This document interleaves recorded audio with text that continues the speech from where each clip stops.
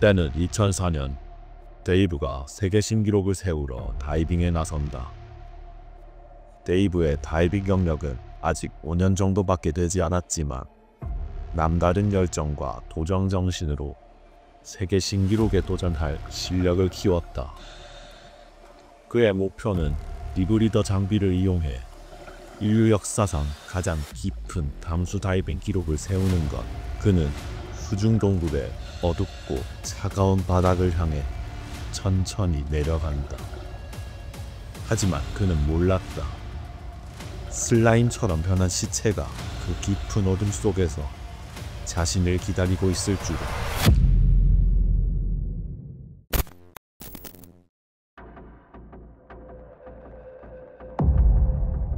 남아군 노던 케이프주에 위치한 부시맨의 구멍은 산 중턱에 있는 녹조가 가득한 눈웅덩이처럼 보입니다.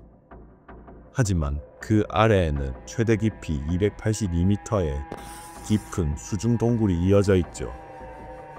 산 중턱에 있어서 감압 과정을 거치기가 까다로워 다이빙 시 많은 주의가 필요한 곳입니다. 그럼에도 불구하고 세계에서 몇 없는 심해 담수 동굴이기 때문에 많은 다이버들이 세계 기록을 세우기 위해 최고의 챌린지 무대로 잡고 있죠. 대표적으로 버나 반 샤이크가 여성 세계 신기록을 세운 곳이기도 합니다. 1994년 12월 20살이었던 데오는 자동차 레이싱, 오토바이 레이싱 등 극한의 취미 생활을 즐기는 청년이었습니다. 그의 성향 덕분에 어려서부터 다이빙도 즐겨 했었죠. 그날은 테크니컬 다이빙 훈련 날이었습니다. 데오는 지원 다이버로 수심 50m 지점에서 상승 중이었습니다. 그때 데오의 눈앞이 캄캄해졌습니다. 그의 동료가 기자가 데오를 구하려 했지만 데오의 손짠드는 빠른 속도로 가라앉았고 그렇게 데오는 수중 질소 마취 증상으로 사망하고 갑니다. 그 후 데오의 부모님이 시신이라도 찾으려 막대한 비용을 들여 원격 조정 잠수함까지 동원했습니다. 하지만 데오의 헬멧만 찾을 수 있었고 시신은 찾지 못했죠. 데오의 부모님은 슬프게도 시신 수습을 포기해야 했습니다. 대신 부시맨의 구멍 입구에 추모판을 세워 데온을 추모하고 이곳에 오는 모든 다이버들에게 경각심을 심어주었습니다. 그렇게 10년이 흘러 2004년 호주 출신의 데이브가 세계 신기록을 세우러 이곳 부시맨의 구멍에 왔습니다. 그가 이번에 도전하는 것은 리브리더를 사용해 가장 깊게 잠수하는 기록을 세우는 것입니다. 리브리더를 간단히 설명하자면 내뱉은 공기를 다시 순환시켜 재호흡하는 장치입니다. 일반 호흡기보다 훨씬 높은 수준의 난이도를 자랑하죠. 그는 기록을 세움과 동시에 바닥까지 가이드라인을 연결할 계획이었습니다. 그에게는 2년 반 동안 함께 다이빙을 해왔던 파트너가 있었습니다. 그의 이름은 돈 샬리.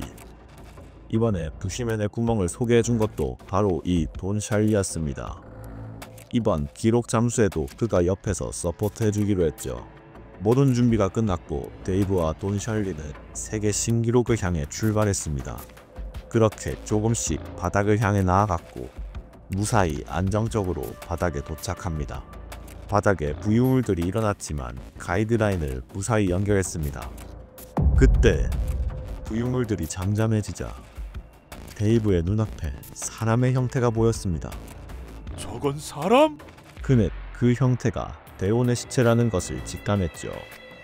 당연했습니다. 그가 잠수하기 바로 직전에 추모판을 보고 내려왔기 때문입니다.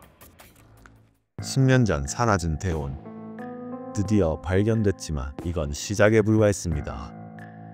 이런 극한의 실제 사건들을 계속 보고 싶으시다면 채널을 구독해주세요.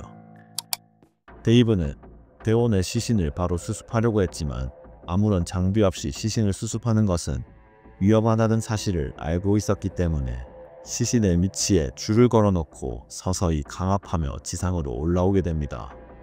그렇게 세계 신기록을 세우고 올라왔지만 데이브의 표정은 심각했습니다. 그는 곧장 데온의 부모님께 연락했습니다.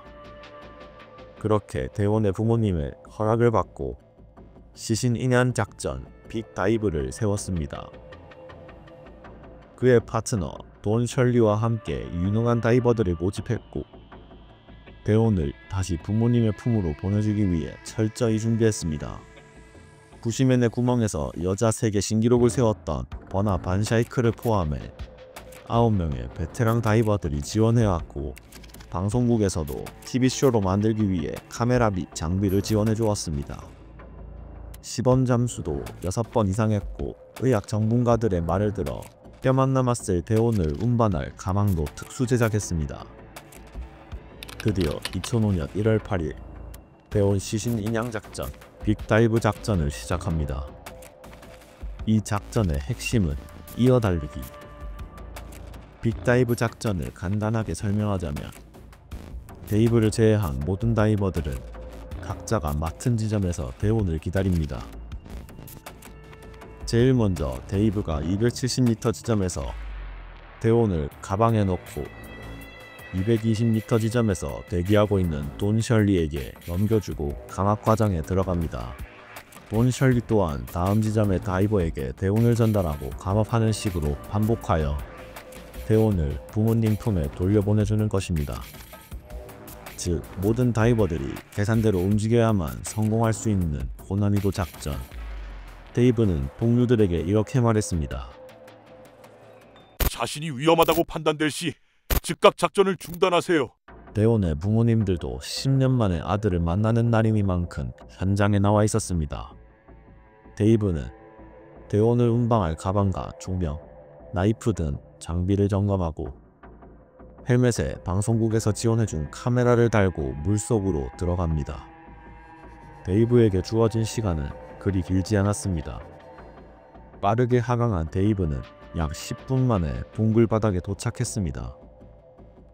동료 다이버들도 정해진 시간에 잠수하여 각자의 위치에서 모든 준비를 끝마쳤습니다.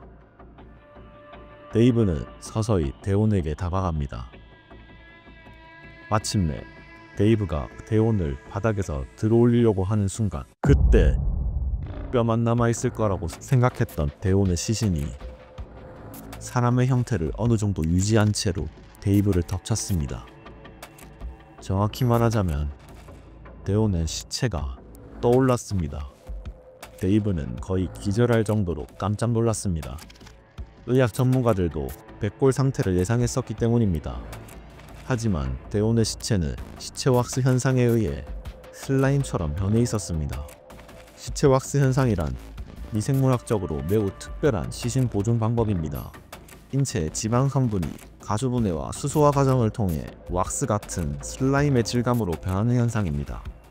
이 부시맨의 구멍 바닥에 좋은 환경과 바닷물이 아닌 담수가 풍부한 환경, 산소가 부족한 환경 등 조건이 딱 맞아떨어져서 일어난 현상인 것입니다.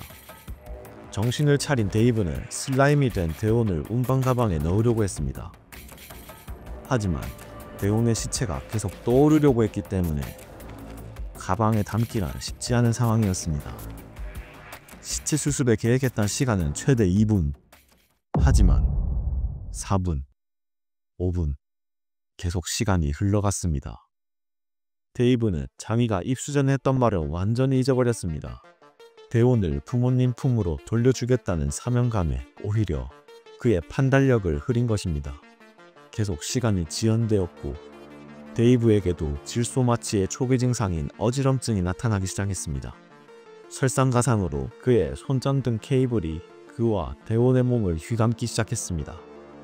나이프를 준비했었지만 써보지도 못하고 금세 자신의 장비와 대원의 시체가 손쓰기도 힘들 정도로 얽혀버렸습니다.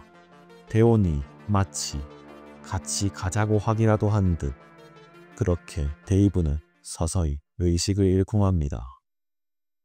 그의 파트너인 돈 셜리는 데이브가 올라오고도 한참일 시간인데도 올라오지 않자 내려가 보기로 합니다. 내려가자 마주한 것은 케이블로 하나가 된 데이브와 대원이었습니다. 곧장 구출하고 싶었지만 이미 계획했던 지점보다 더 내려왔기 때문에 돈 셜리에게도 목숨을 걸어야 하는 상황이었습니다. 그때 돈 셜리의 산소 모니터가 고장났습니다. 결국 그는 어쩔 수 없이 데이브를 두고 올라올 수밖에 없었습니다. 일주일 후 데이브와 데오는 부력으로 인해 수심 50m까지 떠올라 있었고 데이브는 죽은 채로 빅다이브 미션을 완수하게 됩니다. 영상으로 다뤘으면 하는 사고나 영상에 의견 있으시면 언제든지 댓글로 남겨주시고 영상이 마음에 드셨다면 좋아요와 구독 부탁드립니다.